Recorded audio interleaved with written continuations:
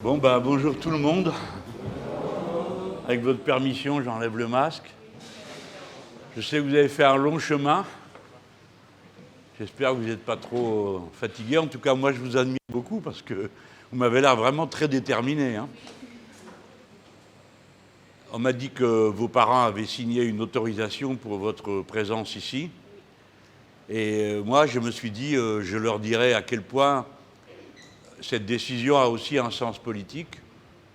C'est une décision de parents, donc c'est une décision d'affection.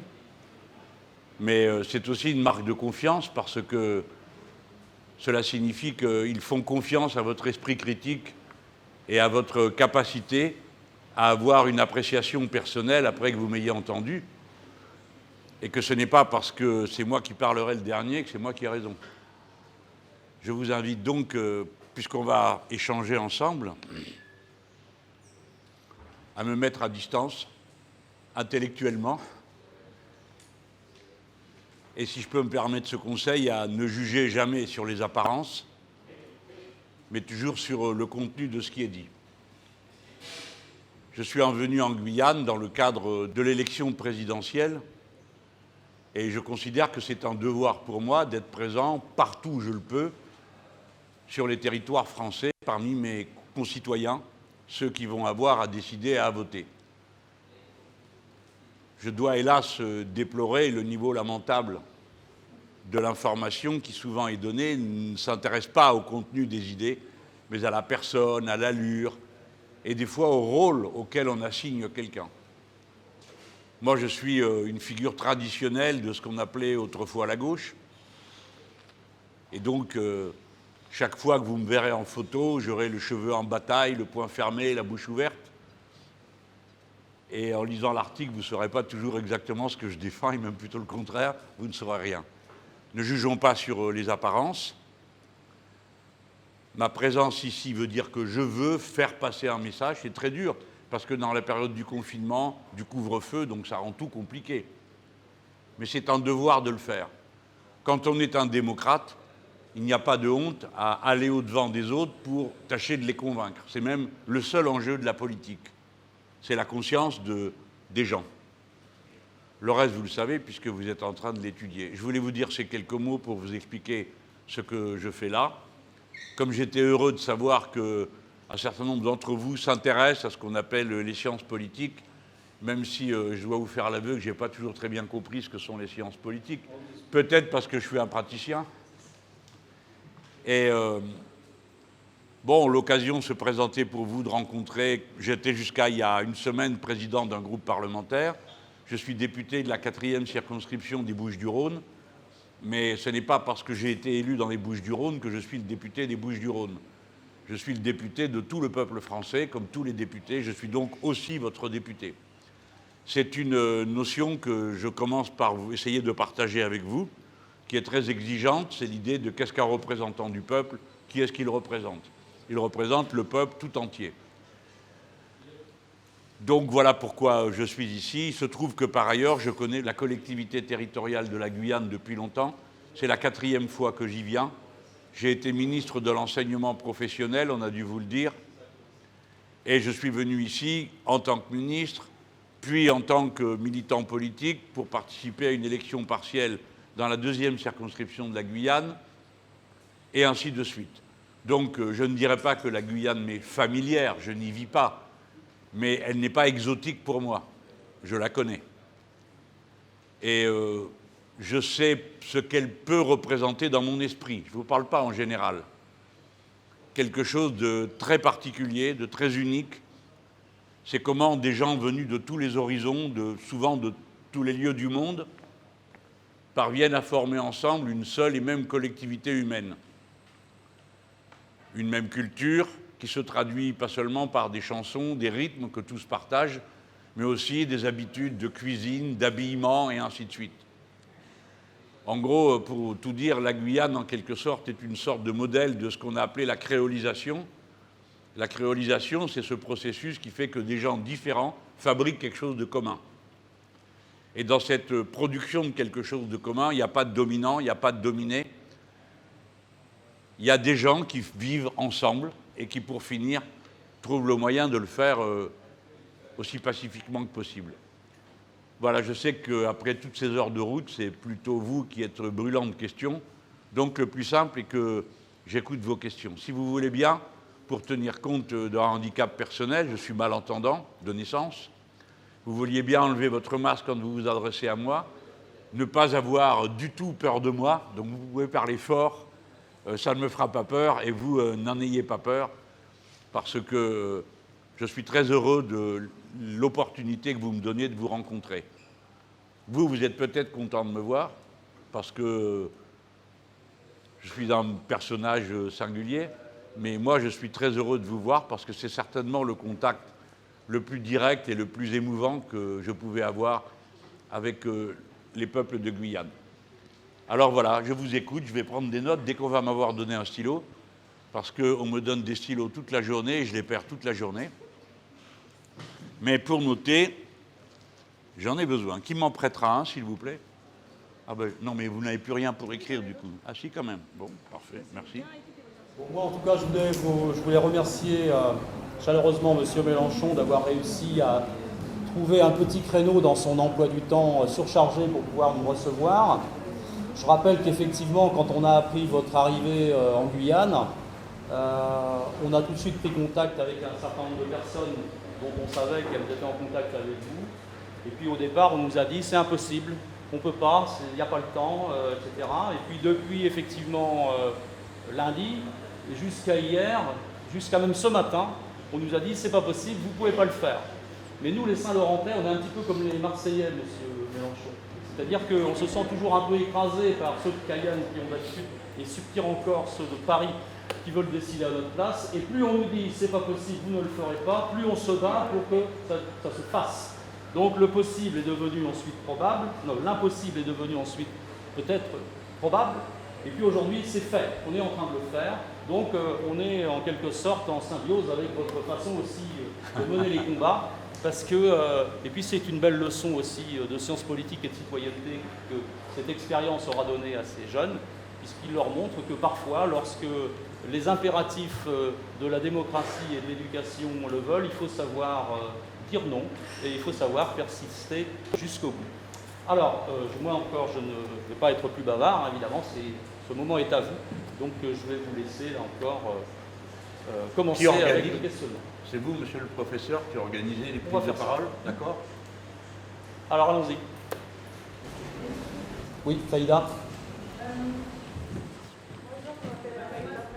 Je voulais bien ouvrir votre merci. Je m'appelle Amalika Faïda et je voulais vous poser quelques questions. Je les pose toutes ensemble et vous répondez l'une après l'autre ou une par une. Allez-y. Je voulais savoir si vos origines maghrébines vous poussent-elles à valoriser les territoires ultramarins français. Aussi, en 2017, vous souteniez le mouvement guyanais, c'est-à-dire les barrages, les blocus qu'il y avait en 2017.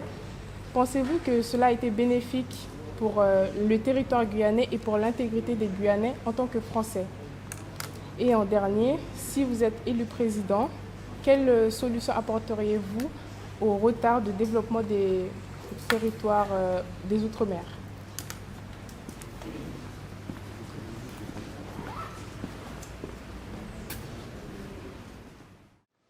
On en prend, comment je peux faire? C'est des questions, chacune, ça fait un meeting. Oui, c'est vrai. Non, mais elles sont... Alors, j'en prends d'autres peut-être, non? Une? Qu'est-ce qui vous paraît bien? C'est vous, hein, les profs, qui savez. Attendez, je m'approche de vous, parce que sinon...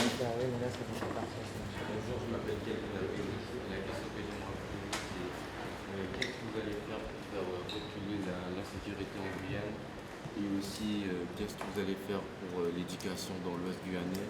Parce que dans notre lycée, on devrait être 900 et actuellement on est 1500. C'est pas normal.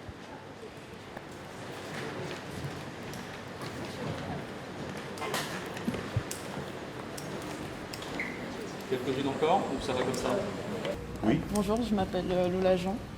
Lola. Vous appelez comment? Lola Jean. Ah ah, ça s'appelle...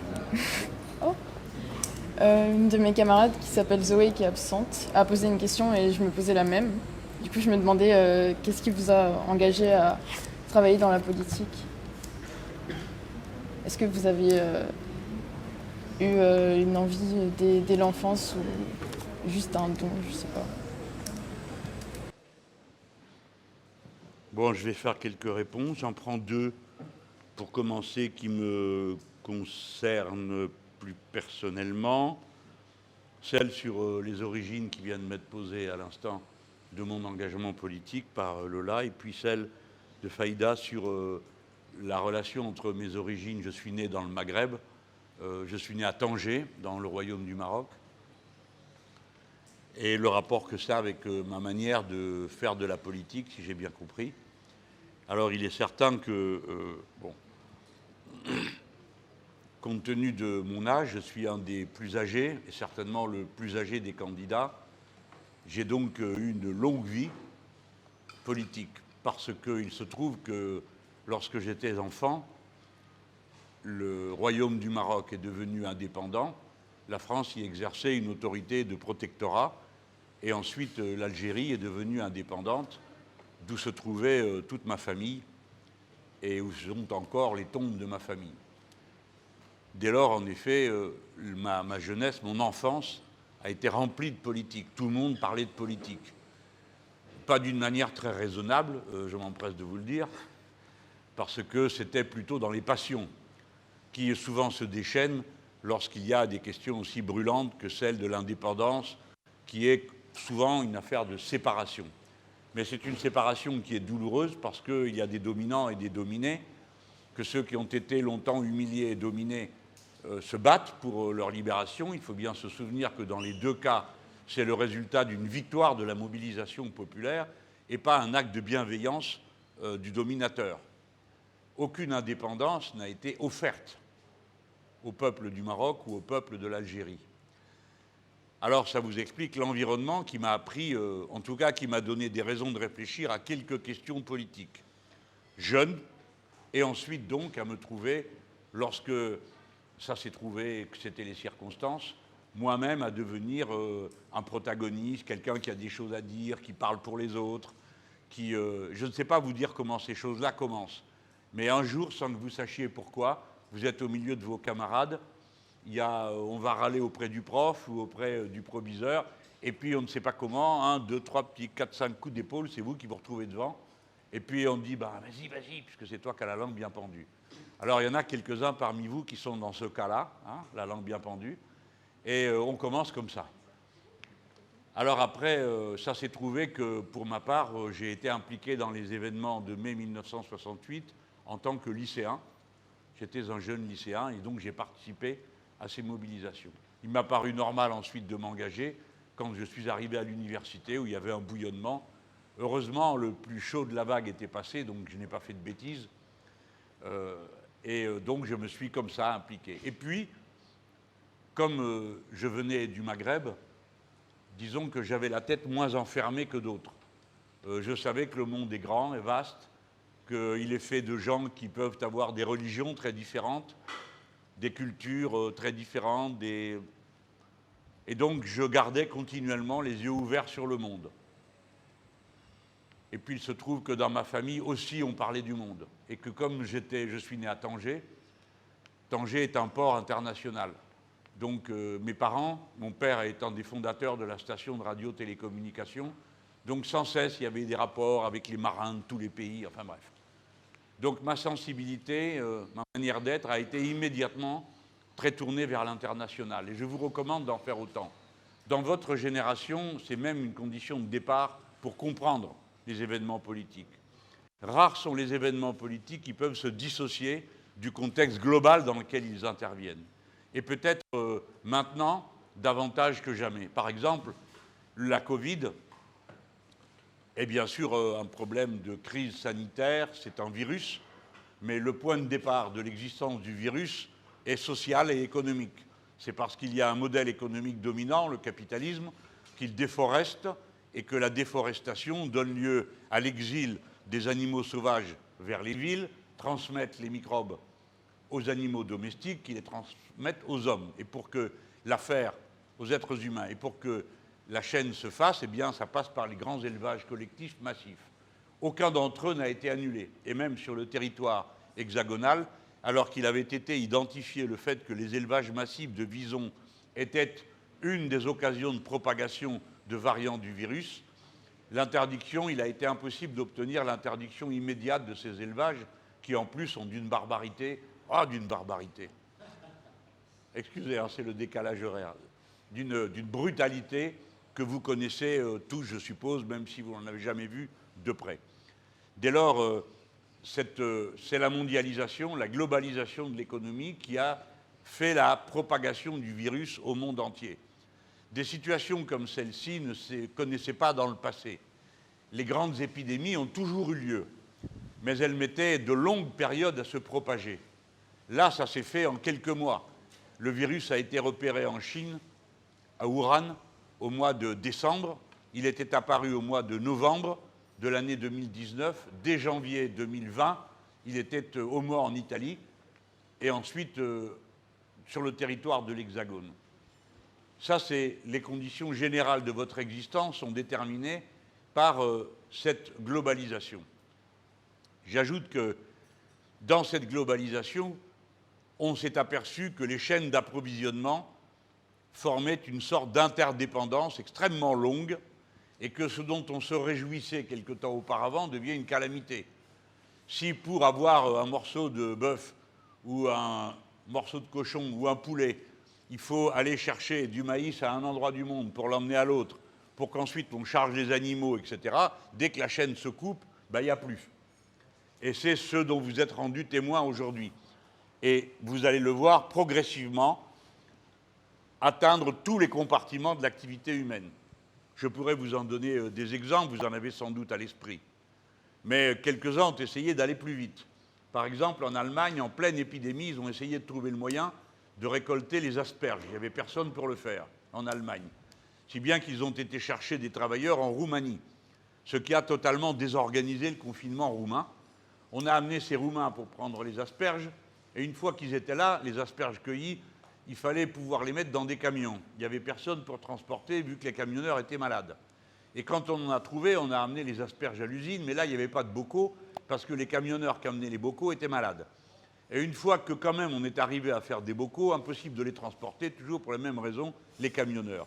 Donc vous voyez que ce qui paraissait simple, manger des asperges, relève d'un système économique organisé à échelle globale qui fait que vous dépendez du maillon le plus faible. Que ça vous serve, permettez-moi de vous le dire, de leçon dans la vie d'une manière générale. La solidité d'une chaîne est toujours celle de son maillon le plus faible. Quand on va faire comme ce soir, tirer la fusée Ariane, il y a un moment que je trouve particulièrement émouvant. C'est le moment où la fusée sort de l'endroit où on l'a mis et on l'amène sur le pas de tir. Cette fusée contient 2 satellites qui valent des milliards. Cette fusée va être actionnée par des centaines de techniciens. Des milliers d'observateurs sont là dans le monde. Et tout ça dépend d'un type, parce que c'est un homme. Ça pourrait être une femme, parce que c'était une femme qui me conduisait au moment où j'allais voir ça. C'est celui qui conduit le camion, qui tracte la fusée de son point de départ à son point d'arrivée. Et c'est cette personne, dans ce métier particulier, qui consiste à camionner une fusée à 4 km à l'heure, qui fait la solidité de toute cette affaire. Voilà pour les 2 premières réponses. D'où ça vient? D'un intérêt personnel, d'une motivation, d'un appétit du monde qui continue jusqu'à maintenant. Et encore, à cette heure, je continue par me sentir concerné par tout le monde, par tout ce que je peux lire. Je suis sûr que parmi vous, il y a des gens qui comprennent de quoi je suis en train de parler, parce que vous êtes peut-être fait, vous aussi, de ce bois-là. Tout vous intéresse. Vous ne savez pas pourquoi, et vous savez bien souvent que c'est ridicule, parce que peut-être que vous n'arriverez pas vraiment à comprendre, parce que le journal qui en parle, on ne comprend pas ce qu'il raconte, mais c'est plus fort que soi. On a besoin de savoir, on a besoin de chercher. N'y renoncez jamais. Vous m'avez demandé si le mouvement de 2017, Faïda, était positif ou pas pour la Guyane. Sans aucun doute, il a été extraordinairement positif, pour 2 raisons. La première, c'est que ce fut un acte de citoyenneté. Les gens se sont occupés de leurs propres affaires. C'est un ressort fondamental dans les sociétés démocratiques et dans ceux qui veulent construire des sociétés démocratiques.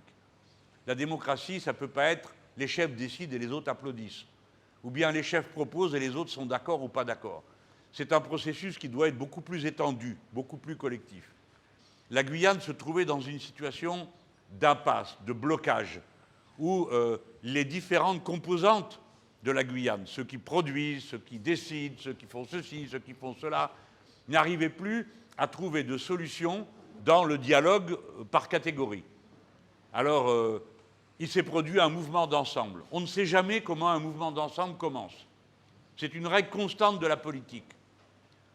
Il n'y a pas un rapport de cause à effet immédiat entre le démarrage d'une insurrection générale et sa conduite.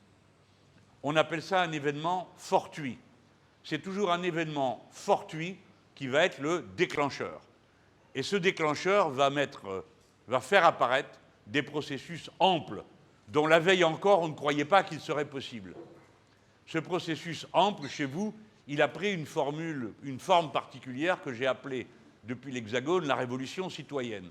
C'est-à-dire que des tas de gens n'acceptent plus la règle du jeu telle qu'elle est, ils en veulent une autre, et ils veulent contrôler ce qui se passe, leur propre action, mais aussi ce qui va se passer à la suite de leurs décisions. Dès lors, la Guyane y a gagné parce que les gens qui ont participé au mouvement, à ceux qui l'ont observé, même pour le critiquer, se sont rendus plus citoyens, plus conscients, plus connaisseurs des sujets, parce que pour avoir un avis sur ce qui se passait, sur les revendications, il fallait bien avoir un avis, donc il fallait bien se renseigner. Donc déjà les citoyennes et les citoyens guyanais sont ressortis plus conscients de l'événement. Ensuite, parce que le pouvoir public n'a pas pu biaiser avec les demandes. Il n'a pas pu se défiler. Il a été obligé de traiter ces demandes. Et il a donné à ceux qui ont organisé cette lutte un accord, et un accord a été conclu pour construire des lycées, pour construire ceci, pour améliorer cela, etc., etc. Maintenant, le rôle des Guyanais sera sans doute de vérifier que cet accord soit tenu, et ensuite qu'il puisse être appliqué dans des délais raisonnables. Tout à l'heure, on m'a interrogé sur la nécessité de disposer de davantage de lycées en Guyane. Ça va m'amener à une petite parenthèse tout à l'heure, mais je veux dire que les lycées en question, ils sont prévus dans l'accord. Il ne faudrait pas que les conditions dans lesquelles on met en œuvre la construction d'un lycée fassent que ça prenne tellement de temps qu'au moment où il est construit, il y en a déjà besoin d'un autre, et que ceux qui auraient dû en bénéficier n'en bénéficient pas en ayant des conditions d'éducation plus simples. Rappelez-moi dans un instant de vous reparler de la scolarisation. Je reste sur la question. Voilà les deux raisons pour lesquelles le mouvement a été positif. Il y en a une troisième, mais elle est plus étroitement politique. C'est que la Guyane a montré un exemple. Tout le monde se mettant d'accord pour un compromis général, un texte qui résumait les demandes de tout le monde. Vous ne le savez pas, mais le même modèle, sur la base de l'exemple guyanais, s'est appliqué à Mayotte. Mayotte aussi a fait un texte général de toutes ses composantes pour présenter des demandes au gouvernement de la République. Et donc on a pu chiffrer, dire de combien on avait besoin pour payer aussi bien le plan Guyane, c'est un peu plus d'1 milliard, ce qui n'est pas grand-chose, et le plan Mayotte, où le retard est considérable, c'est un petit peu plus. Vous ne devez pas regarder votre situation seulement en termes de retard de développement, parce qu'aujourd'hui, plus personne n'est capable de dire en quoi consiste réellement le développement. Si ça veut dire une bonne qualité de soins, avec un hôpital, avec des centres de soins, avec du personnel en quantité suffisante, si ça veut dire des enseignants en quantité suffisante pour que tout le monde soit instruit, alors oui, on sait en quoi consiste le développement et le sous-développement. Mais si le développement, c'est la possibilité pour tout le monde de mener la même vie absurde, les surconsommations abusives, et tout ce qui va avec la société de l'accumulation, alors ce n'est pas du développement. Vous avez donc une réflexion à avoir sur ce que vous voulez développer, ce qui vous paraît important de faire d'abord, et d'interroger ce que vous avez sous les yeux. Si votre fortune ou vos moyens personnels vous permettent d'acheter facilement, parce que vous en avez les moyens, n'importe quoi, vous pouvez vous dire content.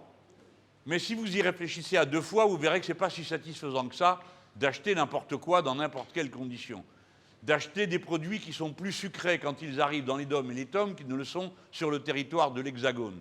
Et qui donc déclenchent des épidémies de diabète lorsque vous avez une fragilité personnelle plus particulière génétique au diabète, ou qui vont déclencher des épidémies d'obésité pour ceux qui consomment ou trop sucré, ou bien des épidémies de difficultés cardiaques pour ceux qui mangent trop salé. Or, la plupart des nourritures sont ou trop sucrées ou trop salées, de manière à déclencher en vous des addictions, des habitudes de consommation dont vous ne puissiez plus vous passer après. Vous avez donc une réflexion à avoir sur tout ce qui se produit. Dans ma génération, ça n'existait pas. Personne ne se posait de questions. On était trop contents. Il y avait tout le temps quelque chose de nouveau pour nous amuser. Des consommations, après il y a eu le transistor qu'on trimballait avec soi pour écouter de la musique, le pick-up, enfin bref, des choses, des objets qui pour vous sont à peu près l'équivalent des haches de pierre, mais qui nous réjouissaient beaucoup. Mais on ne s'interrogeait pas sur tout ça, on ne réfléchissait pas. On ne se disait pas, mais est-ce que la nature va être capable de renouveler tout ce que nous lui avons pris? Or, vous êtes confronté à ça. Vous serez obligé de réfléchir à ça. Vous y êtes déjà. Alors, quand vous traitez du développement, demandez-vous le développement de quoi? La croissance de quoi? Qu'est-ce qui est important de faire? Sur le territoire de la Guyane, par rapport aux 3 questions qui ont été posées, vous avez 2 choses urgentes. La première, c'est de redevenir souverain alimentairement, c'est-à-dire d'être capable de produire ce dont vous avez besoin pour vous nourrir. Sinon, 20% seulement de ce que vous consommez est produit en Guyane. C'est absurde. Votre territoire permet de développer. Évidemment, si vous voulez qu'il y ait des produits bio et des produits guyanais, il faut qu'il y ait des gens qui aillent cultiver. S'ils n'iront pas cultiver, si c'est pour mener une vie de chien, dans la misère, avec peu de moyens et être mal récompensé du travail. Par conséquent, il faut payer honnêtement les paysans. Et pour payer honnêtement les paysans, il faut que les ouvriers soient eux-mêmes honnêtement payés pour pouvoir dépenser. Vous voyez une nouvelle fois comment tout se tient. Le salaire, c'est une question écologique parce qu'à la fin, ça va déboucher sur des produits écologiques. Donc, voilà pour la question du développement. La deuxième, j'ai parlé de l'alimentation, c'est l'éducation. La seule richesse dont vous êtes certain qu'elle augmente à mesure que vous l'entretenez, c'est le savoir. Plus on sait, plus vous serez puissant à faire la suite. En Guyane, il y a 15 000 enfants qui ne sont pas scolarisés. C'est un scandale et une honte absolue pour tout le pays. Tout enfant doit pouvoir savoir lire et écrire. Aucune vie d'adulte conscient, raisonnable, n'est vraiment pleinement épanouie si on ne sait pas lire et écrire. C'est une très grande difficulté. Et pas seulement lire et écrire, mais qu'on ait déjà un peu lu et qu'on ait déjà un peu écrit. Bref, plus vous lirez, plus vous écrirez, plus vous serez savant, plus vous serez savant, plus vous serez créatif. Ici, n'attendez pas de l'espace je ne sais quelle retombée de richesse. Elle a lieu. Ce qui est important, c'est comment vous autres Guyanais qui habitez sur le 3e port spatial de l'humanité. Il y a 3 ports spatiaux de l'humanité. Un des 3 est ici.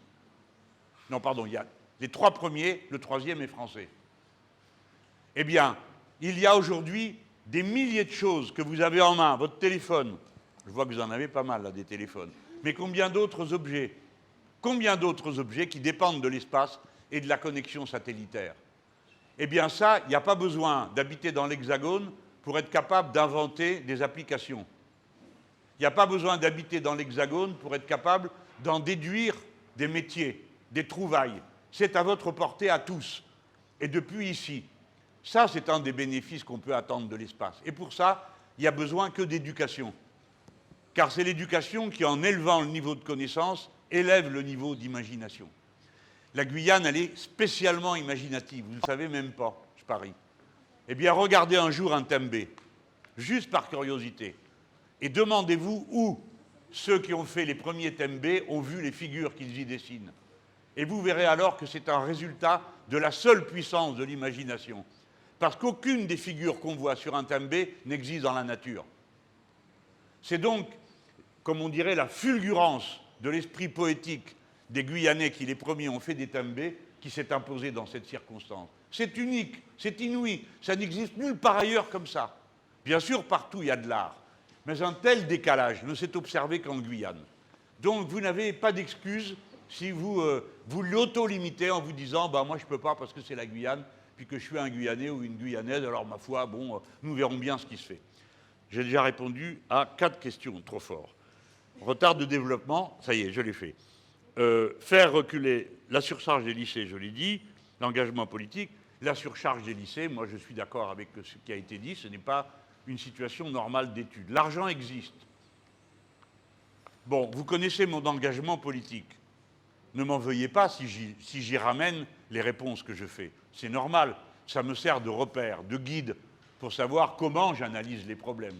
Ce n'est pas que je sois un fanatique, c'est que ça me sert de grille d'analyse. Pour pouvoir étudier une situation, il ne faut pas se contenter de l'observer. Il faut l'observer, mais il faut aussi savoir à quoi on rapporte ce qu'on voit. Si vous voulez compter, vous pouvez compter parce que vous ramenez vos comptes à quelque chose que vous avez appris, c'est-à-dire à l'addition, la soustraction, la multiplication, la division. De même, les faits sociaux, il y a un art de les connaître, une science, la sociologie. Et puis ensuite, il y a une manière de les traiter pour leur donner un débouché politique, ce que vous étudiez en sciences politiques. Et c'est de ça dont je vous parle, pour vous parler de ce qui, à mes yeux, est le dénominateur commun. La Guyane a vécu pendant un temps dans un statut colonial. Vous étiez à peine 30 000 en 1940. Est-ce que vous vous rendez compte ce que ça signifie, habiter un territoire aussi vaste à seulement 30 000? Il est évident que ça limitait toutes sortes de possibilités. Dorénavant, on dit que vous êtes 400 000. La vérité est que sans doute vous êtes davantage. Nous n'avons pas à nous en effrayer. Nous avons à nous demander comment nous traitons les problèmes que nous rencontrons.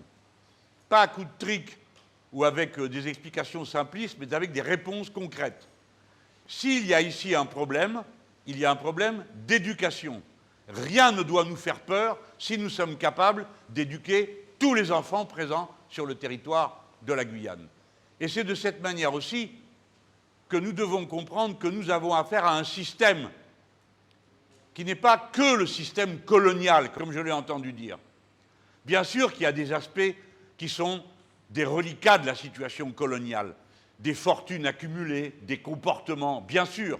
Mais fondamentalement, nous avons quelque chose qui est en commun, qui est un système économique. Et ce système économique porte un nom, c'est le capitalisme.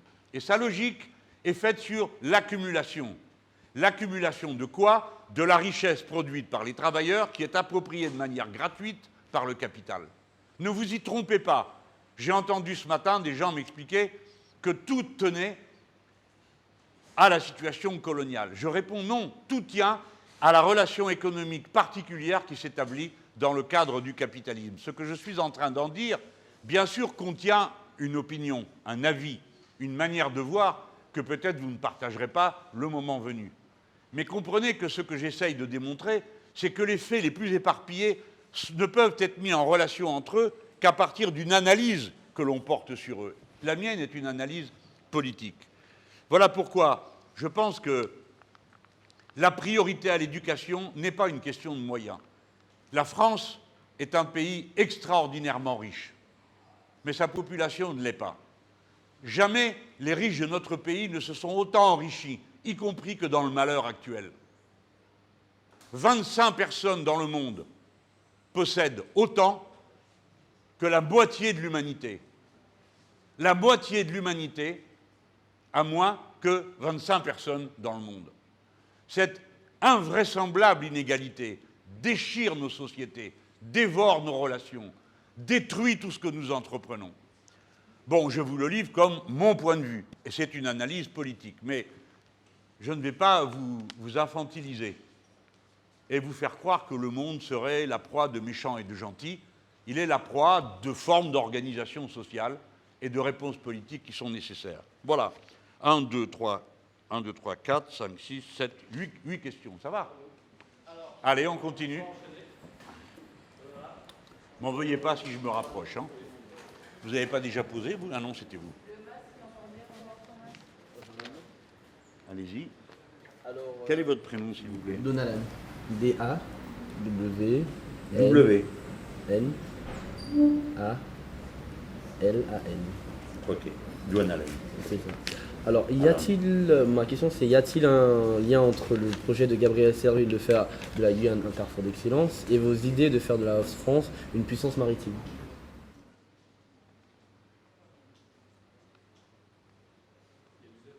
Et c'est des questions pointues, hein, ce n'est pas des questions de journalistes. Hein. Je vais là, attends, on fait un garçon, une fille, non? Oui, hein. Quel est votre prénom?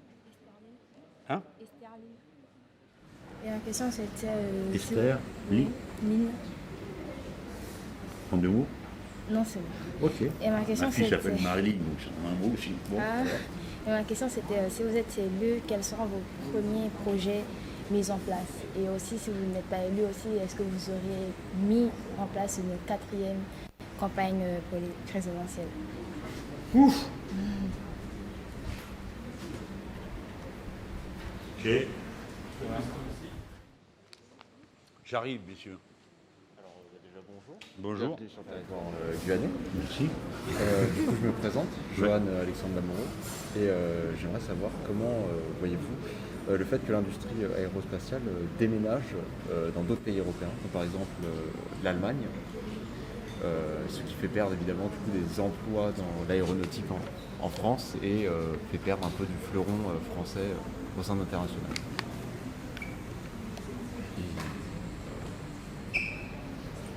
Jean-Luc, aussi. Jean-Luc, juste là. Moi. Monsieur, juste là. Regarde. Là. Ici. Ah oui. Mais vous n'avez pas déjà posé une question? Oui, c'est. Bah alors vous abusez. Allez-y. Alors ma question c'est comment vous expliquez l'abstention en Guyane? Parce qu'en Guyane on vote très peu, comment vous expliquez ça et voilà.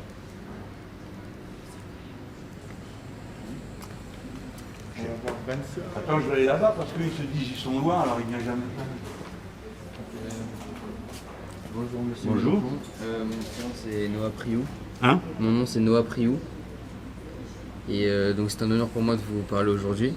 Donc la question que je voudrais vous poser c'est comment se fait-il que les normes de pêche imposées par le gouvernement français soient les mêmes ici alors que nous n'avons pas les mêmes espèces animales?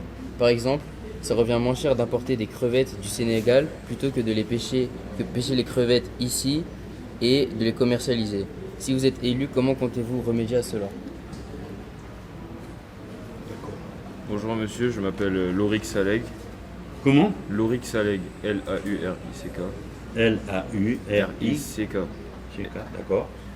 Alors ma question, c'est qu'est-ce que votre programme politique peut faire pour permettre un meilleur développement de l'agriculture en Guyane, sachant que les lois de l'Union européenne empêchent l'accès à de nombreuses machines permettant la transformation de produits locaux, puisque l'Europe ne produit pas ces machines.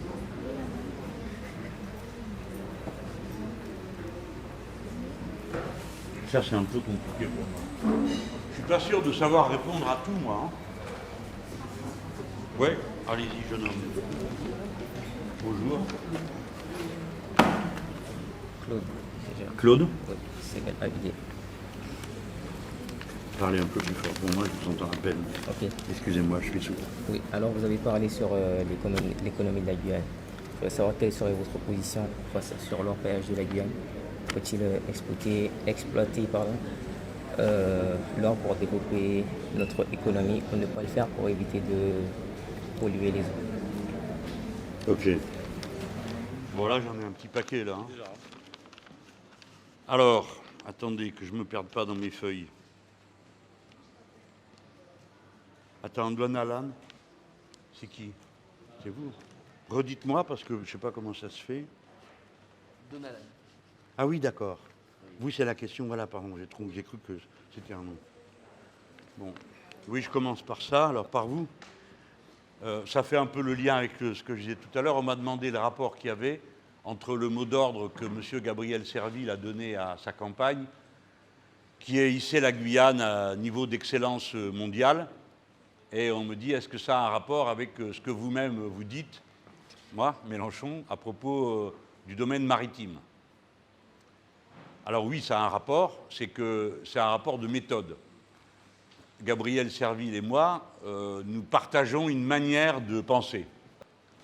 Pas seulement au plan philosophique, ce qui est en partie vrai, mais aussi une manière de voir la vie.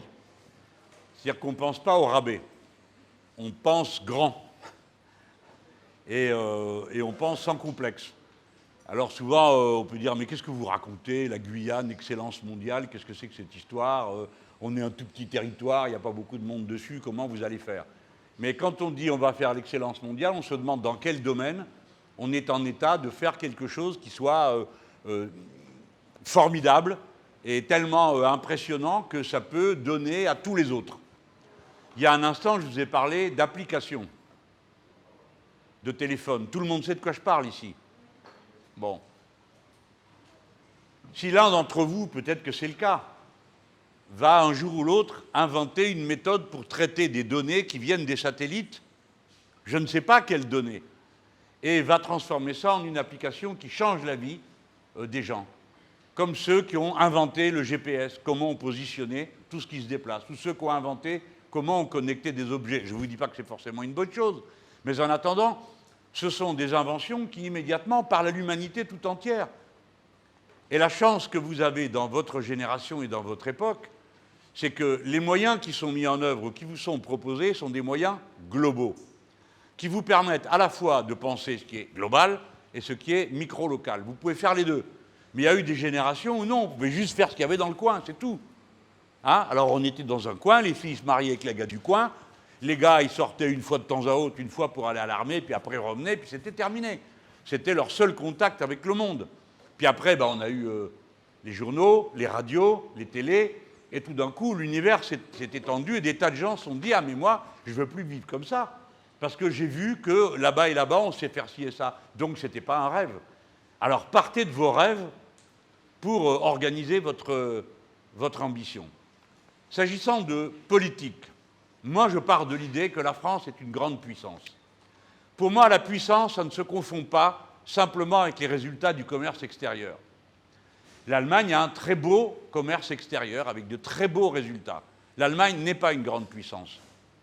Pour une raison fort simple, c'est que rien de ce qu'elle fait ne concerne ou n'implique le reste du monde.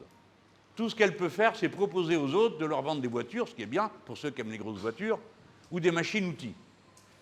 Mais nous, Français, nous sommes un peuple bizarre. Et quand je dis nous, Français, nous tous, ici. Parce que, comme les Guyanais partagent avec les populations de l'Hexagone le même caractère rebelle, un jour rebelle, le lendemain pas du tout, avec toutes ces contradictions, eh bien, nous avons pris l'habitude de toujours penser que ce qu'il faut faire, c'est ce qui est bon pour tout le monde. Il n'y a qu'en France qu'on utilise une expression comme « Ah ben, si tout le monde faisait comme vous ». Dans des tas de pays, ça n'existe pas comme un reproche. Ici, je dis « Ah ben, si tout le monde faisait comme vous, ah ben quoi? Ah ben non, encore, je ne veux pas faire ça ». Mais c'est le seul pays où c'est comme ça, c'est-à-dire où il y a une véritable passion égalitaire. Ce qui nous semble bon, c'est ce que tout le monde peut faire. Et si tout le monde ne peut pas le faire, il y a quelque chose qui ne colle pas. C'est un très bon principe dans l'existence. Les Français proposent toujours des choses à tous les autres. Nous sommes le seul peuple du monde qui a fait une révolution, non pas pour lui, mais pour l'être humain en général. Notre déclaration s'appelle « Déclaration des droits de l'homme », on devrait dire de l'être humain, sinon on pourrait croire que c'est des droits réservés aux garçons, et du citoyen. Toujours, on vous fera oublier « et du citoyen ». Mais les droits de l'être humain sans citoyenneté, c'est-à-dire sans pouvoir politique, c'est rien du tout, c'est du blabla. Ça ne vaut pas plus cher que n'importe quel autre vœu pieux. Les droits de l'homme, de l'être humain, ne sont possibles que si vous êtes citoyen. C'est-à-dire si vous êtes en état d'exercer le pouvoir et de contrôler que les droits de l'homme s'appliquent. Ça, c'est la fin du préambule. La France est une grande puissance par chaque fois qu'elle essaye de faire quelque chose qui peut être utile à tout le monde. Prenons un exemple. Nous autres, nous avons en commun la langue française, mais certains d'entre vous ont une autre langue maternelle. Et dans d'autres pays, les gens ont d'autres langues maternelles et ont en commun la langue française pour pouvoir échanger. Nous serons à la fin du siècle 700 millions de francophones. Peut-être davantage si d'ici là on a fait des choses remarquables, parce que tout le monde aura envie d'apprendre notre langue. La langue commune. À qui appartient le français? À ceux qui le parlent. Pas à la France, ni même à vous. 29 pays dans le monde parlent français et c'est la langue officielle. 29 pays. Ce qui définit la patrie des Français, ce n'est donc pas la langue, puisque 29 pays l'ont, pas la religion, il y en a 6, pas la couleur de peau, tout le monde est là. C'est donc exclusivement ce qui nous relie politiquement. Liberté, égalité, fraternité. C'est le seul contrat partageable avec le monde entier. La France est une grande puissance quand elle agit de cette manière-là, donc quand elle met en partage quelque chose d'important. Que pouvons-nous mettre en partage ici, nous, en Guyane? L'espace. Voyez-vous, les peuples d'Afrique se sont fait voler le 19e siècle à cause de l'esclavage. Ainsi d'ailleurs que le 18e et le 17e. Puis ils se sont fait voler le 20e siècle à cause de la colonisation. Et aujourd'hui, ils sont en train de se faire voler le 21e siècle parce que les nouvelles frontières de l'humanité sont atteintes et que les premiers qui les franchissent s'approprient ce qu'ils trouvent. La première frontière, traditionnellement, dans l'humanité, on avance, puis un jour on arrive au bord de la mer. Et aujourd'hui, la moitié de l'humanité vit à moins de 100 km d'un bord de mer. La mer est l'espace suivant. Et nous autres Français, nous avons le 2e territoire maritime du monde. Ça fait de nous le pays le plus étendu, en tout cas plus étendu que les États-Unis d'Amérique ou que la Chine, en surface, mais il y a la surface immergée et la surface émergée. Le territoire de la Polynésie française, entre les terres émergées et les terres maritimes, représente l'équivalent de la surface de l'Union européenne. Et pour nous occuper de cette part immense de la mer, nous avons l'équivalent de 2 voitures de police pour tout le territoire de l'Hexagone. Nous manquons de bateaux, nous manquons de marins, femmes et hommes, nous manquons de chercheurs, nous manquons de drones sous-marins. Tout ça est à faire. Vous avez devant vous une activité immense qui se présente. Et vous aussi, vous habitez au bord de la mer. Regardez-la parce que c'est la première richesse qui est à votre portée. Un espace immense à connaître, d'abord, avant de commencer à l'exploiter, si jamais il faut l'exploiter. Nous autres Français, nous pouvons mettre en partage ces savoirs. Nous pourrions avoir une université internationale francophone des métiers de la mer. Et alors nous mettrons en partage avec les autres peuples francophones la capacité d'entrer en mer et de s'y intéresser, même quand on n'a pas de rivage. Comme c'est le cas, par exemple, avec les Burkinabés étant les habitants du Burkina Faso, qui n'ont pas de frontières maritimes, mais qui parlent français et qui sont liés à nous par une longue histoire. Je prends l'exemple des Burkinabés parce que c'est à eux que j'ai été le dire. Mais il y a une deuxième frontière plus incroyable, c'est la frontière de l'espace.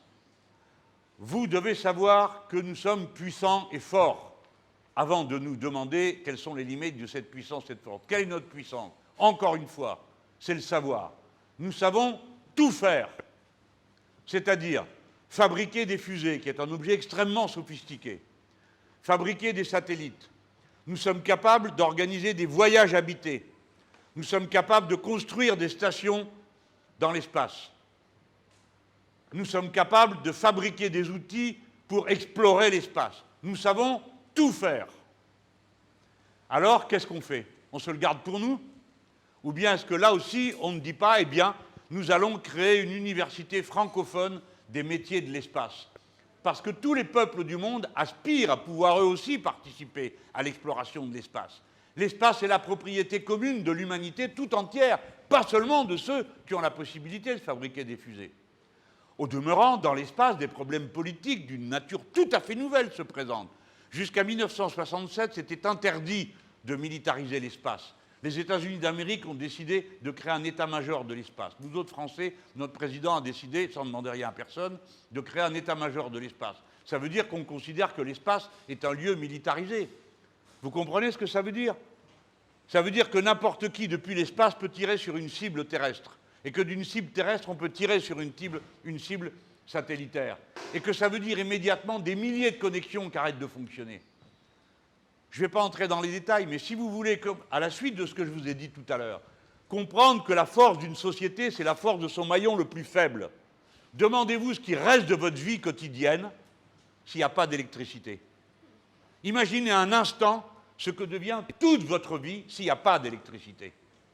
Vous voyez bien que c'est un autre monde. Certains n'ont pas d'électricité au village. Des fois, ce n'est pas d'eau potable.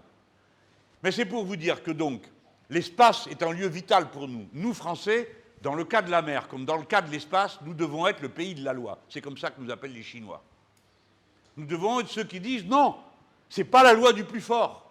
nous proposons au monde entier d'avoir une convention internationale, un nouveau statut pour l'espace et un nouveau statut pour les eaux profondes des océans et des mers.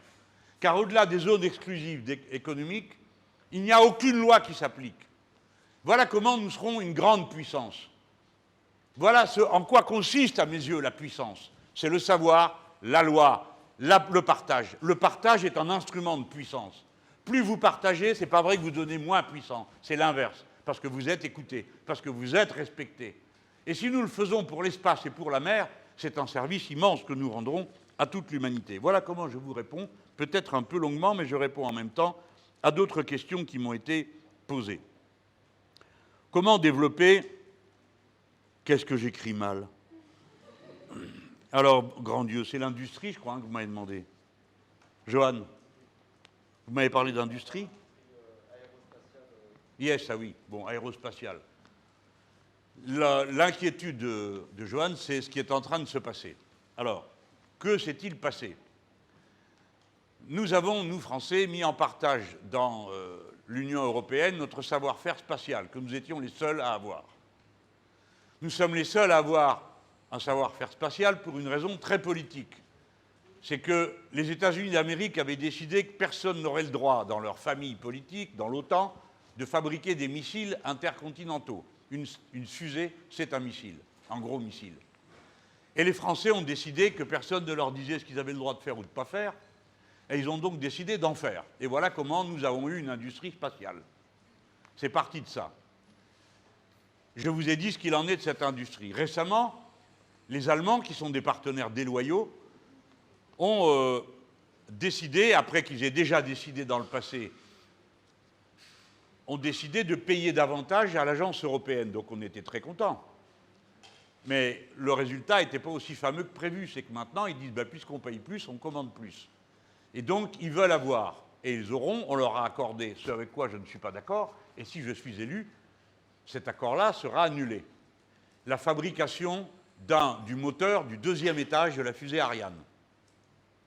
Vous avez le premier étage, avec un très gros moteur, et ensuite il y a un deuxième étage qui sert pour les régulations de positionnement du satellite et de la trajectoire. Évidemment, nous perdrons le savoir-faire de ce deuxième étage. Ce que me disent les spécialistes, c'est que pour autant, on ne perdra pas tout le savoir-faire parce qu'on sait faire plein d'autres choses avec les mêmes ouvriers. Mais vous avez raison de vous alarmer. Et moi, je ne suis pas d'accord pour qu'on leur donne la fabrication de ce moteur. Ils font des tas de choses, mais je ne suis pas d'accord pour qu'on leur donne ça. Donc, si je suis élu, ils ne l'auront pas. L'industrie spatiale doit être de A jusqu'à Z dans nos capacités à nous, Français, et nous tout seuls. Même quand on partage avec d'autres, mais on doit à tout moment être capable de le faire tout seul. Comme tout à l'heure, je vous ai dit, pour la souveraineté alimentaire, vous avez intérêt à être capable de vous nourrir tout seul. Parce que le jour où les bateaux n'arrivent plus, où les containers sont plus chargés, vous n'avez plus rien à manger si vous avez pris l'habitude d'attendre que la nourriture arrive ici et que vous vous intéressez plus à ce qui arrive de l'extérieur qu'à ce que vous êtes capable de produire ici. Donc je partage votre inquiétude et si vous voulez, je vous renvoie à une tribune que j'ai publiée dans le Huffington Post, pas plus tard qu'hier, et qui a été traduite d'ailleurs déjà en espagnol et en anglais parce qu'elle oppose deux modèles de développement spatial. Le modèle exploration de l'univers, le modèle tout appartient à tout le monde dans l'espace et pas seulement à ceux qui arrivent les premiers, parce que les États-Unis d'Amérique ont décidé, eux aussi ils ont fait une loi, les premiers arrivés se servent et c'est à eux. Jusqu'à présent, ce qu'il y a dans l'espace appartient à tout le monde. Et il y a un autre modèle, c'est le modèle Elon Musk. Alors peut-être que vous avez vu des reportages, des documentaires, ça vous a fait rêver, mais bon, ce sont des voyous. D'abord parce qu'on essaye de vous faire croire qu'ils arrivent à faire des fusées, ceci, cela, grâce à l'entreprise privée. C'est totalement et absolument faux. L'entreprise d'Elon Musk, comme celle de l'autre là, j'ai oublié son nom, tous les deux bénéficient d'abord d'énormes contrats de l'État nord-américain pour les armées nord-américaines. Et ils vendent à l'État nord-américain et aux armées américaines à la valeur 10 les objets qu'ils vendent sur le marché international en matière satellitaire à la valeur 4. Autrement dit, les États-Unis d'Amérique sont en train de subventionner une partie de l'industrie spatiale qu'ils prétendent privée dans le but d'épuiser les autres industries spatiales en les rendant, entre guillemets, moins compétitives. Mais c'est une opération absolument artificielle. Par conséquent, ne vous y laissez pas prendre. Ne croyez pas le baratin de ceux qui vous disent qu'on ne peut plus faire, qu'on ne sait pas faire, que Elon Musk sait le faire, mais pas nous, parce que lui, c'est la société privée et tout ça. Ce n'est pas vrai. Nous restons capables de faire des objets satellitaires en plus, et ça nous importe de savoir quel objet plutôt qu'un autre.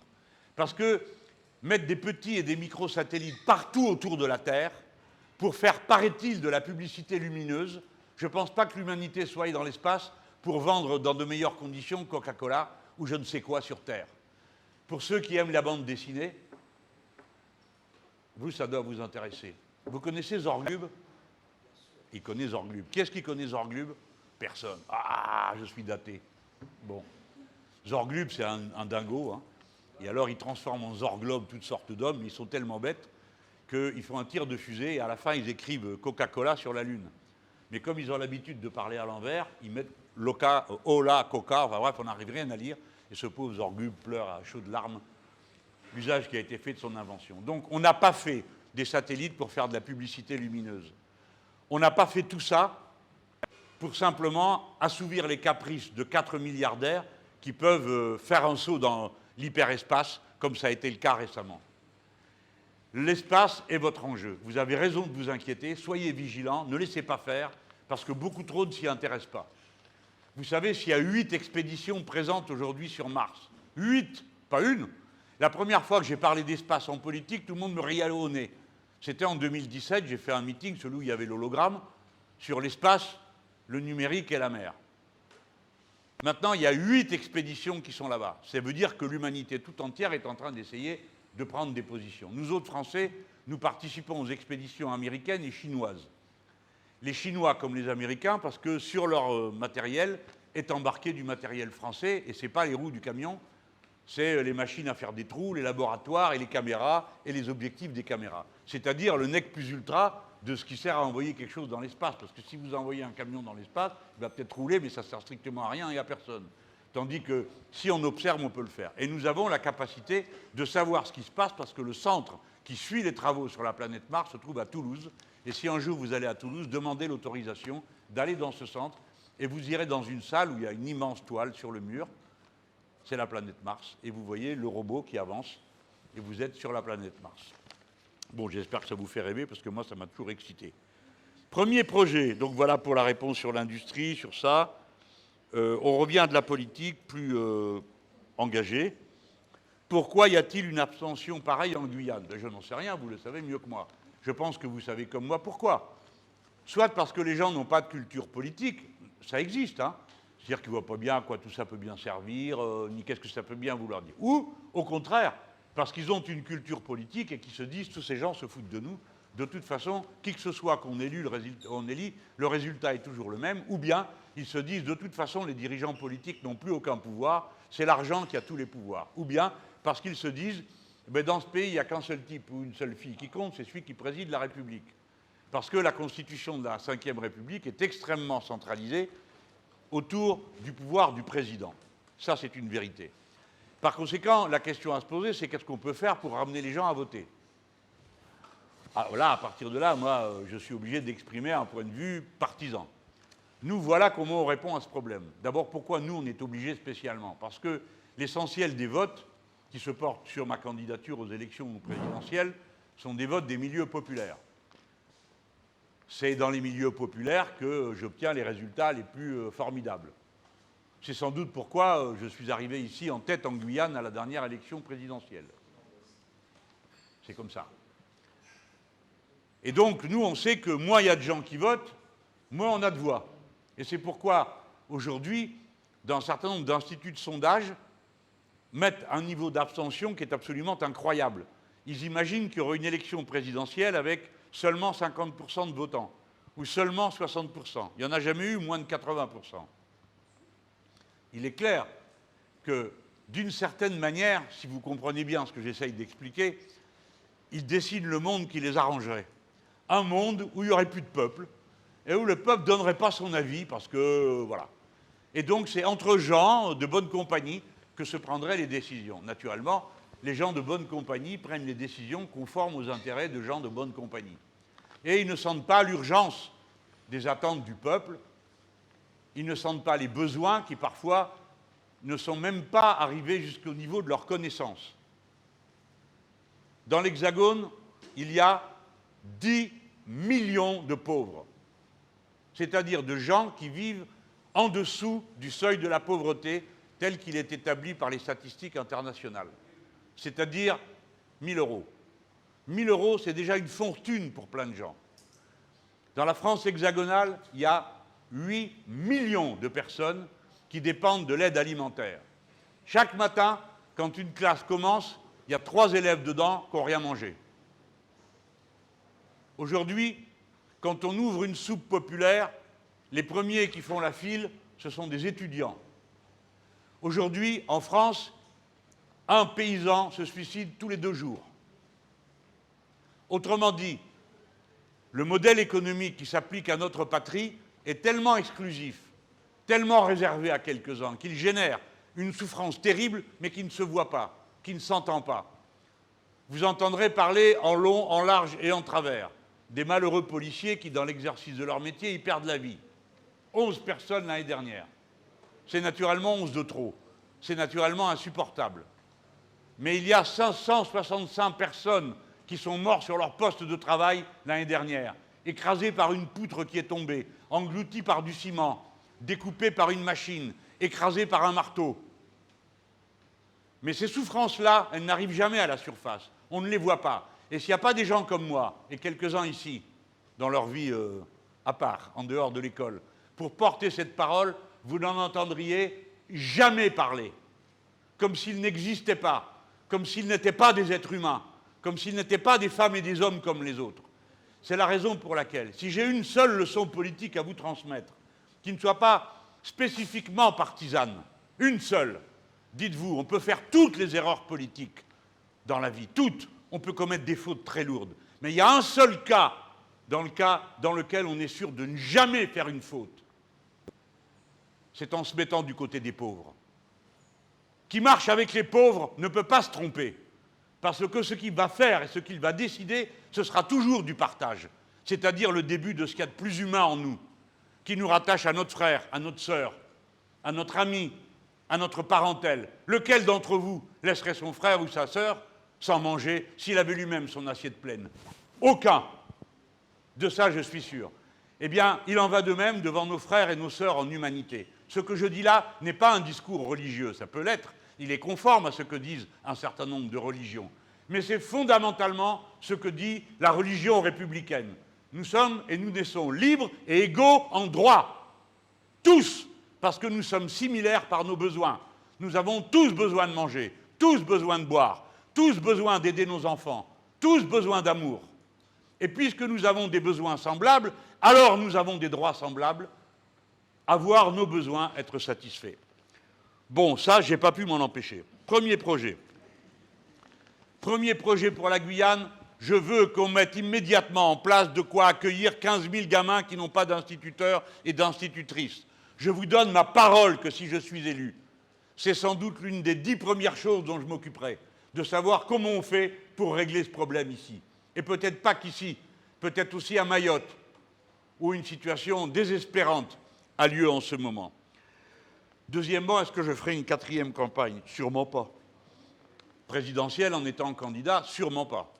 J'en profite pour vous dire que ceux qui vous font croire que c'est une question d'ego, que quand on est candidat, on se sent sublimement bien, eh bien, vous racontent des histoires qui ne font qu'une chose, c'est montrer quelles sont leurs préoccupations à eux. Parce que être candidat, c'est s'exposer, c'est se donner à voir, c'est savoir que dans la férocité des rapports politiques et médiatiques, rien ne vous sera jamais pardonné, qu'un mot de trop, peut-être depuis que je parle ici, capté à lui tout seul, peut m'être jeté à la figure, que peut-être on dira que j'ai essayé de vous embrigader, sans tenir compte du fait que la plupart d'entre vous ne votent pas aux élections parce que vous n'en avez pas l'âge. Et ainsi de suite. Ça veut dire que même quand on est animé de sentiments qui sont justes, comme moi, je voudrais vous convaincre de 2-3 choses, comme celle que je viens de vous dire sur les pauvres. Eh bien, tout est toujours aperçu sous l'angle de l'intérêt personnel. Moi, j'ai 70 ans. Je n'ai aucun intérêt particulier et personnel à cette élection, sinon celui d'essayer de changer le destin de ma patrie. J'aime mieux vous dire que ça, c'est une ambition, comme je vous disais tout à l'heure, il faut partir de très haut. Hein. parce que quand j'ai commencé, ça faisait 3%. Alors bon, on a réussi à faire mieux après, mais ça, c'est la force de la démocratie et de la conviction. Donc, je ne serai pas candidat une 4e fois à l'élection présidentielle, c'est une certitude. Par contre, ce qui est sûr, c'est que je mènerai encore de nombreuses campagnes. Et je me souhaite de pouvoir mener des campagnes jusqu'à mon dernier souffle. Et quand je passerai, et qu'il faudra éteindre la lumière, j'ai l'intention d'organiser un syndicat des musiciens du ciel. Alors, l'abstention, je réponds, etc. La pêche. Bon, évidemment, les normes de pêche, je ne vais pas vous raconter d'histoire, je ne suis pas assez connaisseur pour vous répondre sérieusement. Là où je vous réponds sérieusement, c'est que vous avez raison de dire que s'il y a des crevettes ici, on ne voit pas pourquoi on va les chercher au Sénégal. Vous savez, il y a plus absurde encore, c'est pêcher des crevettes au large de l'Irlande, les emmener à Taïwan pour les décortiquer et les ramener en camion pour les mettre dans des boîtes en Bretagne, parce que ça existe, c'est absurde. Mais il ne faut pas que vous croyiez que c'est juste une décision rationnelle, du genre « Ah, mais qu'est-ce qu'ils sont bêtes !» Non, la question est pourquoi font-ils tout ça? Parce que ça leur coûte moins cher. Point final. Moins cher est une notion très relative. La plupart des gens sont habitués à entendre que moins cher, c'est bien. Mais ce n'est pas vrai. Moins cher, c'est de la souffrance à un bout de la chaîne. Moins cher, c'est de l'industrie détruite à un autre bout de la chaîne. Voilà pourquoi, dans l'avenir, soyez vigilants. Quant à la pêche, ce qui me pose plus de problème pour la Guyane, c'est la pêche clandestine. Et je ne suis pas d'accord pour que mon pays continue à être bravé comme il l'est. Si je suis président de la République, nous ne ferons pas des ronds dans l'eau autour des bateaux clandestins. Nous ne les éconduirons pas, nous les capturerons. Les gens qui sont dedans seront jugés parce qu'ils participent à un vol. Et les bateaux que nous aurons capturés seront détruits. Ce que je dis là, c'est que ce que la justice a une ou deux fois fait appliquer en Guyane. Mais moi, je le ferai appliquer systématiquement. Et je prends le pari qu'on ne sera pas longtemps embarrassé par la pêche clandestine. Parce que ce n'est pas normal que les pêcheurs de Cayenne, et d'ailleurs, qui font tant d'efforts, qui ont une vie si dure, qui, eux, respectent la loi, se fassent voyouter de cette manière-là. Je voulais vous le dire, et j'espère que ça va se répéter, pour que tout le monde sache bien que je suis aussi sévère qu'on le dit. Les crevettes du Sénégal, l'agriculture, je crois que j'ai fait le tour. Waouh! Ouais. Alors, comme l'heure avance et que le... Attendez, il y avait l'autre côté de la page. Pour Claude. Juste celle-là. L'orpaillage. Mais ça, c'est votre responsabilité, jeunes gens. C'est à vous de savoir. Moi, je suis contre.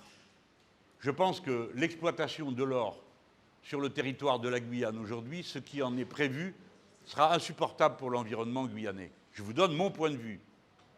Peut-être que vous en jugez différemment. C'est à vous de vous faire une idée sur la question. Mais c'est une question politique. Quelle décision prendriez-vous? Et si vous prenez une décision du genre avantage-inconvénient, comment vous faites la liste de l'avantage et la liste des inconvénients? Et est-ce que ça se vaut? Vous voyez bien que ce n'est pas très difficile dans certains cas de répondre. Personnellement, entre les 10, les 20, les 30, les 50, le kilo d'or ramassé par un orpailleur et la santé des gens qui, parce qu'ils ont bu de l'eau qui est remplie de mercure, vont avoir des malformations sur une ou deux générations, moi j'ai vite choisi. Je choisis les pauvres gosses, je choisis les pauvres gens. Comme toujours et comme je dis la dernière fois, je prends le parti du pauvre. Parce que lui ne peut pas se défendre. Il ne peut pas se défendre, il a de l'eau là, ben il boit celle qu'il y a là. Voilà, donc à vous de savoir, je vais vous donner ma position. Je ne vous raconte pas d'histoire, je me suis prononcé contre l'exploitation de la mine d'or. Et je suis contre l'orpaillage clandestin. Je vais aller voir lundi avec une unité de l'armée, des forces armées guyanaises. Nous allons aller faire un peu un tour des opérations et j'aurai une meilleure idée de comment on peut procéder dans ces domaines. Parce que, bien sûr, ça ne se dit pas, mais je suis aussi venu en Guyane pour apprendre. Parce que supposez que demain je sois votre président, j'aimerais bien pouvoir faire mieux que les précédents et en savoir un peu plus sur la Guyane qu'eux-mêmes en ont jamais su. Quoi d'autre? Alors, oui, j'avais commencé à dire que l'heure avance, que le niveau de vos questions appelle des réponses développées de la part de M. Mélenchon, ce qui est possible. Ça veut dire que là, ça va être la dernière salle de questions et qu'on va être obligé de se limiter à 3 questions. Sinon, on ne tiendra jamais tout le temps à partie. Alors, on va évidemment privilégier les... Et après, on fait un tour sur la plage pour faire une photo collective. Voilà, ouais. Là. Ok, super. Tesna. Où il doit aller? Nils. Allez, on commence par là. Une des deux. Ma question est, que pensez-vous du potentiel candidat Zemmour? Le considérez-vous comme un véritable adversaire? Et moi, c'était êtes-vous pour ou contre le pass sanitaire et pourquoi? Ouf. D'accord.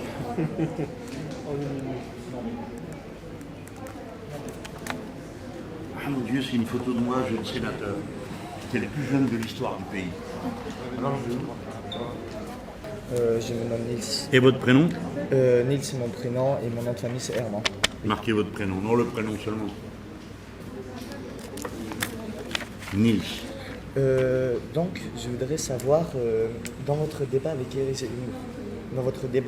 Zemmour, que j'ai trouvé très enrichissant et extraordinaire, même si je n'ai pas compris pourquoi vous n'avez pas parlé expressivement de la Covid-19. Mais cela n'est pas la question. Alors, lors de ce débat, ou même aujourd'hui, vous me semblez utopiste sur la fraternité entre les peuples. Alors, je voudrais savoir comment comptez-vous l'atteindre, alors même que vous nous dites de devenir indépendant sur certains milieux comme l'agriculture en Guyane. Et dans un second plan, je voudrais seulement savoir si vous pensez passer à une nouvelle république, car vous nous avez dit tout à l'heure que le président a un trop grand pouvoir. Ok, Merci. je prends celle-là.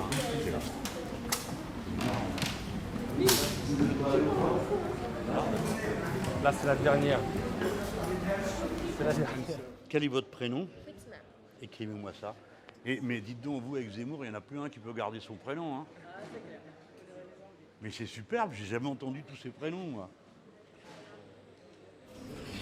Alors, ma question comporte sur la Guyane et Mayotte, qui est l'une des deux territoires les plus pauvres de la France. Par quels moyens comptez-vous y remédier pour équilibrer l'économie du pays, enfin des pays de l'outre-mer? Oui, voilà.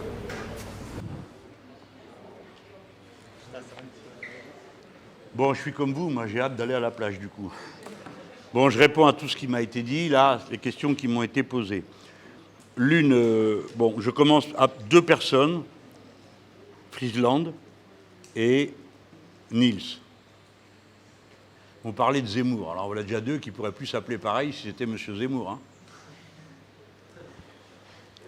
Vous avez des prénoms, je ne les avais jamais entendus. C'est beau, hein? Chanceline, c'est pas mal ça. Frisna, bon. Non, mais c'est beau, quoi. Bah oui, c'est beau, non? Alors, est-ce que je considère M. Zemmour comme un adversaire? Pour une fois, je vous dirais même comme un ennemi. Je crois que c'est un ennemi de la France. Je voudrais essayer de raisonner, pas juste de vous dire ce qui est du niveau de ma réaction affective. Mais ce n'est pas une réaction affective, il se trouve que je connais M. Zemmour d'avant, c'est-à-dire d'il y a 10 ou 15 ans. Il n'était pas comme ça. C'était le correspondant qui faisait la rubrique politique du journal Figaro et il s'intéressait au Parti socialiste dont j'étais membre à l'époque. Et c'était quelqu'un qui avait une très grande connaissance de l'histoire du mouvement ouvrier et donc c'était un plaisir de parler avec lui. Et puis le temps passe, tout le monde change. Et un jour, je le retrouve, on se parle, et il me dit en cours de route, on parlait d'une femme, et il me dit « mais tu sais bien qu'elle ne peut pas ». Je lui dis « elle ne peut pas quoi? Je ne comprends pas. Mais pourquoi elle ne peut pas comprendre telle preuve ?» Il me dit « c'est à cause de son cerveau ».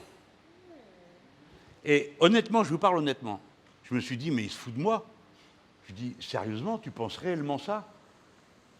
J'avais lu son livre qui s'appelle « Le premier sexe », mais j'avais cru que c'était un gag, que c'était une plaisanterie, un truc pour faire parler. Non, il le pense vraiment. C'est-à-dire qu'il pense qu'il existe entre les êtres humains des différences fondamentales qui les séparent et les hiérarchisent.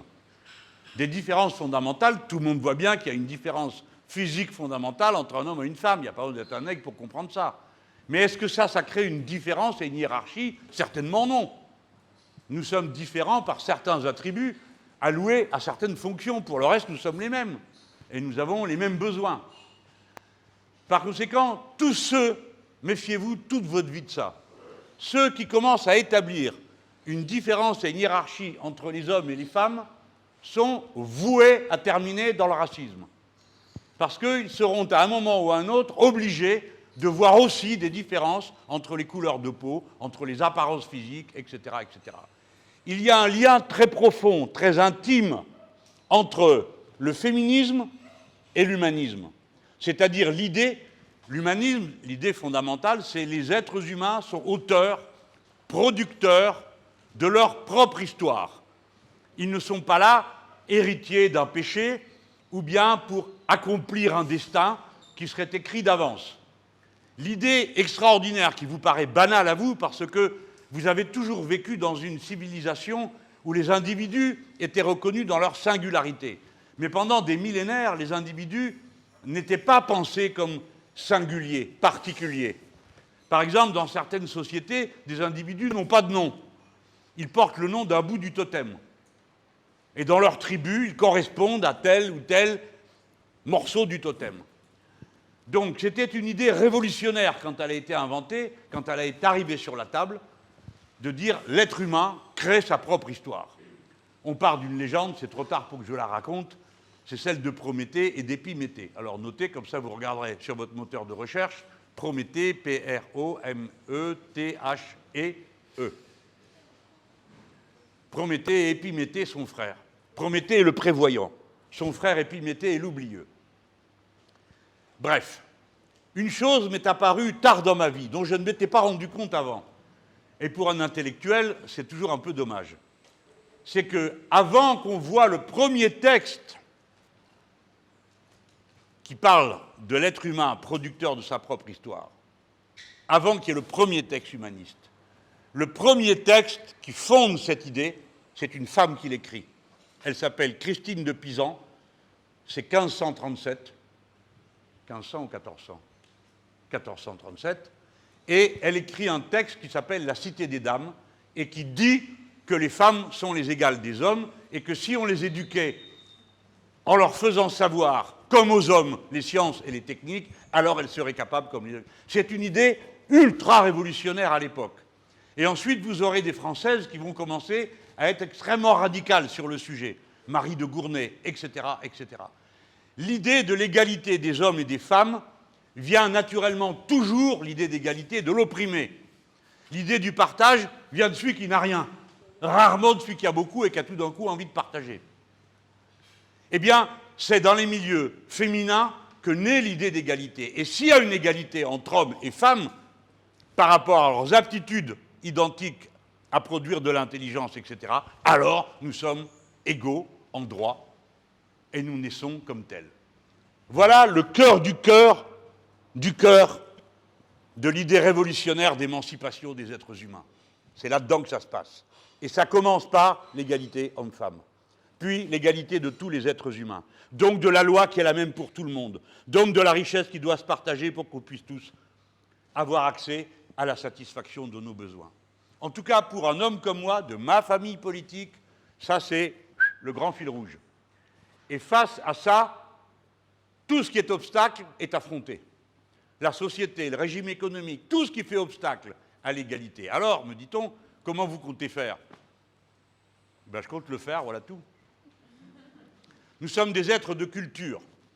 C'est-à-dire que vous pouvez avoir des gens, ça s'est produit dans l'histoire, qui meurent de faim à côté d'un tas de victuailles juste parce qu'ils considèrent que...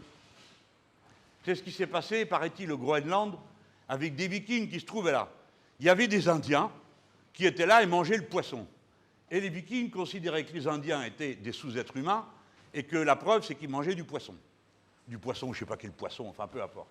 Et ces gens ont fini par dépérir, par refus de manger ce qui était pourtant à leur portée. Pourtant, vous voyez que c'est terrible, on se dit quand même la faim, ça doit quand même à la fin vous rendre raisonnable, on a même vu des gens en manger d'autres. Mais c'est pour vous montrer à quel point nous sommes des êtres de culture. Aucun d'entre vous n'aurait idée d'aller se balader tout nu dans la rue. Parce que notre culture nous apprend que nous existons, notre civilité, notre rapport aux autres passe par le fait d'être vêtus. Et puis ensuite, pas de n'importe quelle manière. Bref, tout ce que nous faisons dans la vie est conditionné par notre culture. Ce que nous croyons juste, ce que nous croyons faux. Et ce que nous croyons juste et croyons faux nous a été enseigné. Nous l'avons appris. Ça n'est écrit nulle part comme une règle universelle. Il n'y a pas de règle de mœurs, de culture, ni même d'idées qui soient communes à toute l'humanité.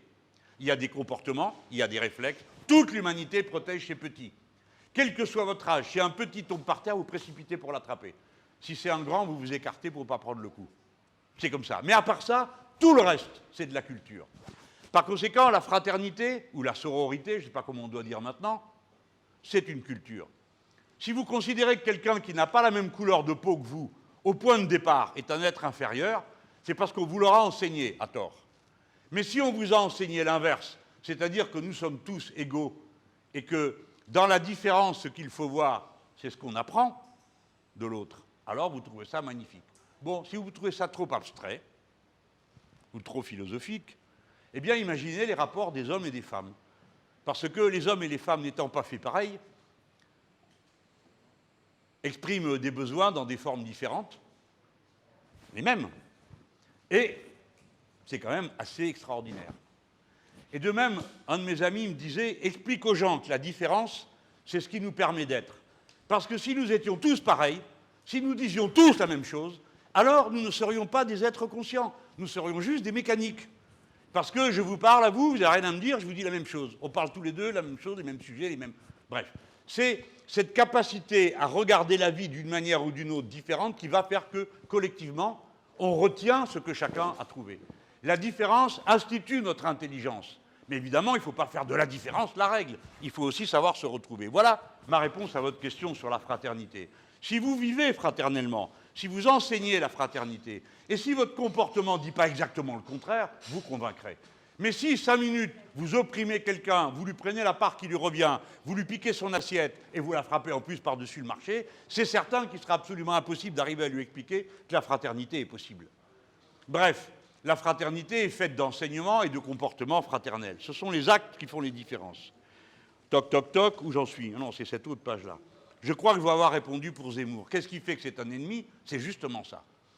C'est qu'il considère qu'il y a une hiérarchie dans les êtres humains qui est liée à leur religion, qui est liée à leur sexe, qui est liée à des choses de cette nature, et que moi, je sais que le fait d'attribuer un comportement, par exemple, cette jeune femme a les cheveux frisés, est-ce que vous pouvez en déduire quelque chose sur son caractère? Non. Évidemment non. Mais si moi, j'ai décidé que ceux qui ont les cheveux frisés ont les idées frisées, vous allez d'abord dire, mais c'est quoi cette histoire? Ben oui, mais c'est comme ça qu'on construit des archétypes, et plus exactement, on dit qu'on essentialise, c'est-à-dire on fait comme si c'était sa nature profonde, sa personnalité serait cette frisure, comme la couleur de votre peau, comme si vous êtes un homme ou une femme. C'est ce que fait Éric Zemmour, et c'est pourquoi il est un ennemi fondamental de l'idée républicaine. Parce que l'idée républicaine dit juste le contraire. Elle dit nous naissons libres et égaux en droit, que nous soyons des hommes, des femmes, que quelle que soit notre religion, quelle que soit notre couleur de peau. J'en dis pas plus sur lui parce que j'estime que j'en ai assez dit. Je suis contre le pass sanitaire à cause de l'illusion qu'il donne. Mais moi, je tiens à vous dire, je suis vacciné. Je sais très bien qu'en étant vacciné, je ne suis pas hors de danger. Je sais très bien qu'en étant vacciné, je peux colporter le virus.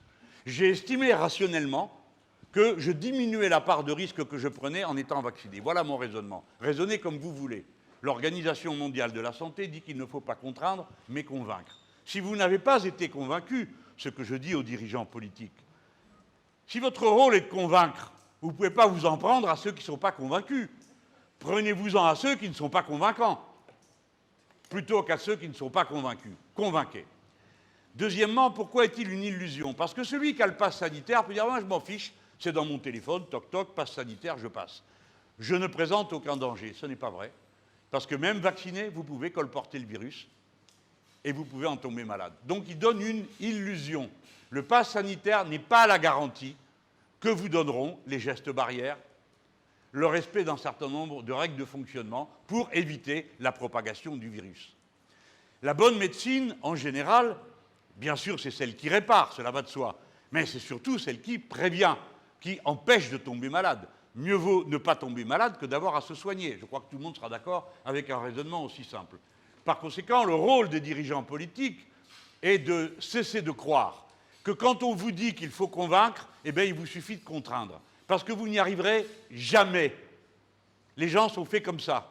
vous n'arriverez jamais à avoir vos 100% de vaccinés. Et vos 100% de vaccinés, vous n'arriverez jamais à faire en sorte qu'ils ne soient jamais malades. Et par conséquent, vous créerez toujours le doute.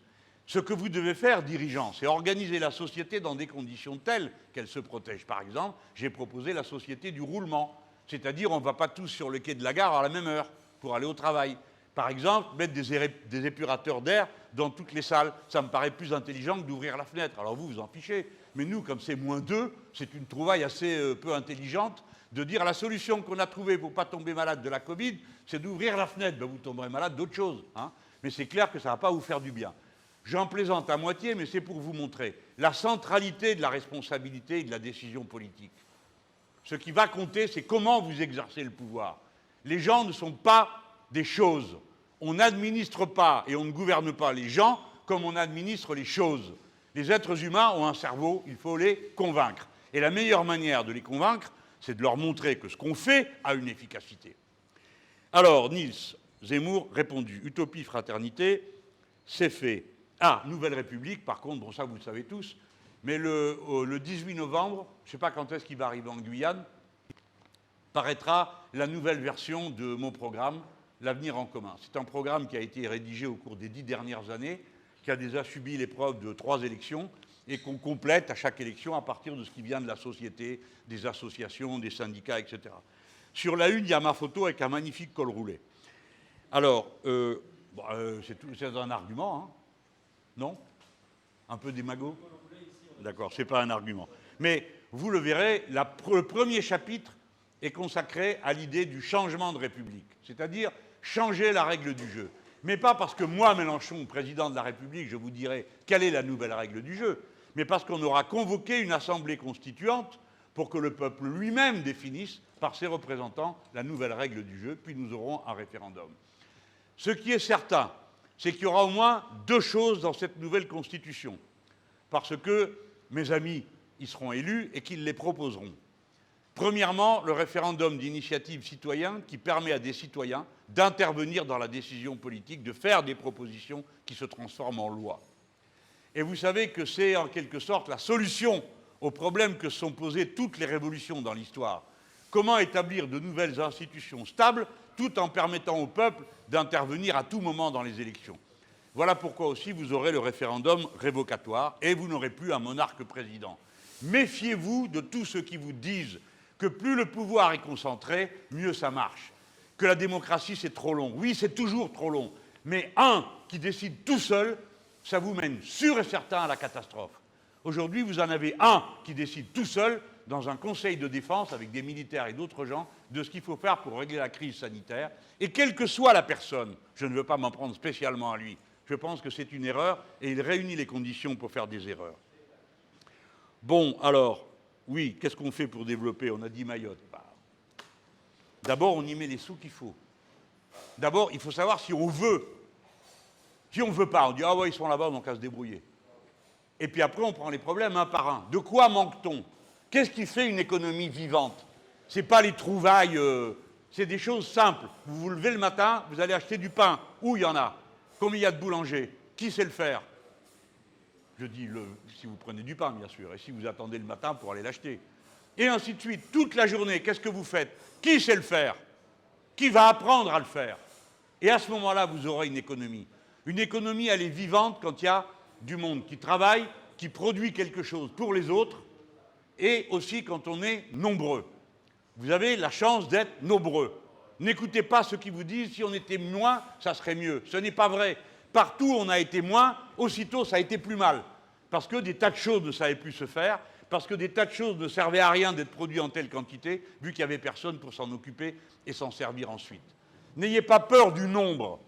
Le nombre peut être votre allié si vous partagez correctement. Si vous ne partagez pas, le nombre est seulement un fléau, parce qu'il y en a plein qui n'ont rien et qui essayent de s'approprier de vive force ce qui peut leur passer sous la main.